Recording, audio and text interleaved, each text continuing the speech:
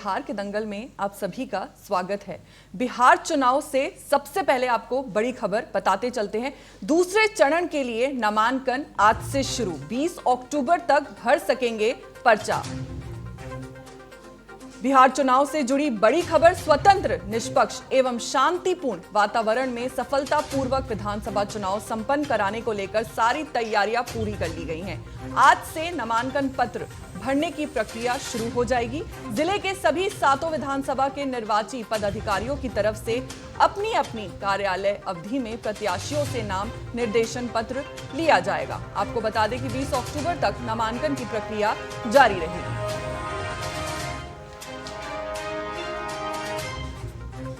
बिहार चुनाव से जुड़ी बड़ी खबर आपको बता रहे हैं। दूसरे चरण के लिए नामांकन आज से शुरू। उम्मीदवारों की उम्र कम से कम 25 वर्ष तक होनी चाहिए। 20 अक्टूबर तक दाखिल किया जा सकता है नामांकन।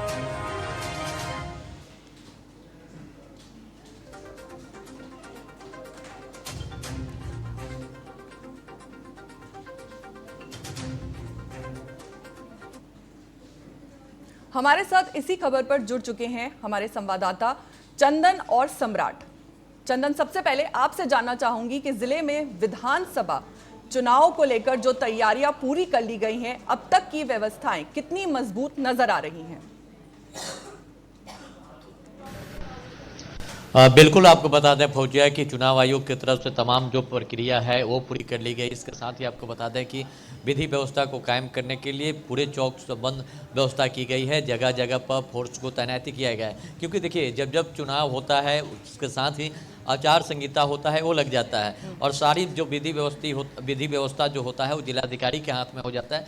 तो जो सरकार जो चलाता है वो सरकार की पावर जो होता है वो नहीं रहता है, जबकि अधिकारी के जो पावर होता है वो होता है। तो कहीं ना कहीं आचार संहिता में तमाम तरह के जो प्रक्रिया है वो पूरी तरह से पूरी कर ली गई। इसके साथ ही ये सख्त निर्देश दिया गया है कि एक जगह 4 से 5 लोग इकट्ठा नहीं हो सकते हैं, क्योंकि देखिए आचार संहिता है। इस ऐसे में सख्त जो कानून होता है वो चुनाव आयोग तरफ से लगाया जाता है और चुनाव आयोग अपना तमाम जो मापदंड है वो अपनाने के काम करती है, उसी निर्देश को भी देती है।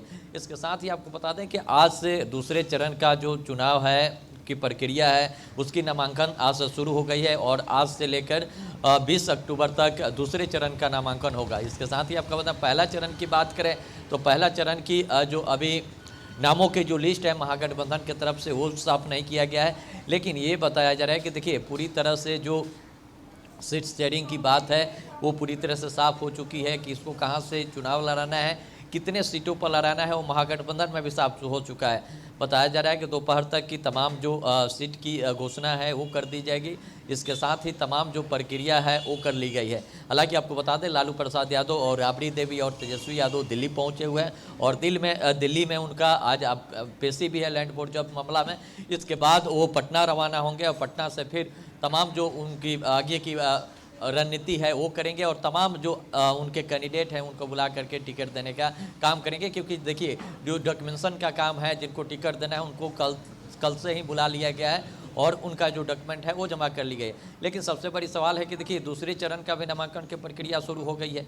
ऐसे में तमाम जो प्रत्याशी हैं उनको कड़ी मेहनत करना पड़ेगा, क्योंकि देखिए चुनाव जो है बहुत करीब है। ऐसे में तमाम जो लोग हैं वो आकर के पार्टी कार्यालय के चक्कर लगा रहे हैं। हालांकि अभी हम जहां मौजूद है ये राबड़ी आवास है और राबड़ी आवास पर भी देखेंगे कि सुबह से शाम तक जो कार्यकर्ताओं का आना जाना है वो लगा हुआ है। इसके साथ ही तमाम जो प्रक्रिया है उसको लेकर के तमाम जो कार्यकर्ता है ये भी कह रहे हैं कि देखिए जो कैंडिडेट हैं उसके खिलाफ प्रोटेस्ट भी करते नज़र आ रहे हैं। लेकिन सबसे बड़ी सवाल ये है फौजिया कि जिस तरह से तमाम कार्यकर्ता पहुंच रहे हैं, जिस तरह से लगातार प्रोटेस्ट की मामला सामने आ रही है, ऐसे में देखना होगा कि जिस तरह से तेजस्वी यादव ने कहा था कि सर्वे के आधार पर टिकट देने का काम करेंगे, ये देखने वाली बात होगी कि आज जो लिस्ट उनकी जारी होती है उसमें कितने सर्वे के आधार पर लोगों को जगह दिया गया है।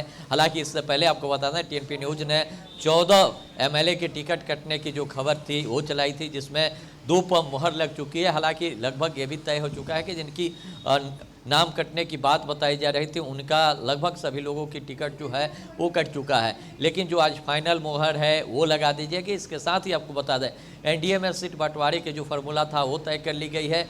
पूरी तरह से जो कयास लगाया जा रहा था वो साफ हो चुका है। एक तरफ देखा जाए तो बीजेपी 1 से 1 सीट पर चुनाव लड़ रही है, तो वही जदयू जो है 1 से 1 सीट पर वो भी लड़ रही है। चिराग पासवान की पार्टी की बात करें तो वो 29 सीट पर चुनाव लड़ रहे हैं, हम भी 6 पर है और उपेंद्र कुशवाहा भी 6 सीट पर चुनाव लड़ रहे हैं। तो कहीं ना कहीं देखिए तमाम जो चीज़ें था पहला चरण का 1 से 21 सीट का चुनाव वाला, उसकी जो प्रक्रिया है सब पूरी कर ली गई है। कैंडिडेट का भी नाम लगभग घोषित कर दिया गया है। जी चंदन। सम्राट, आपसे जानना चाहूंगी कि नामांकन पत्र भरने की प्रक्रिया जो है वो आज से शुरू हो गई है, तो ग्राउंड पर प्रत्याशियों की ओर से कोई खास हलचल या भीड़ देखी जा रही है?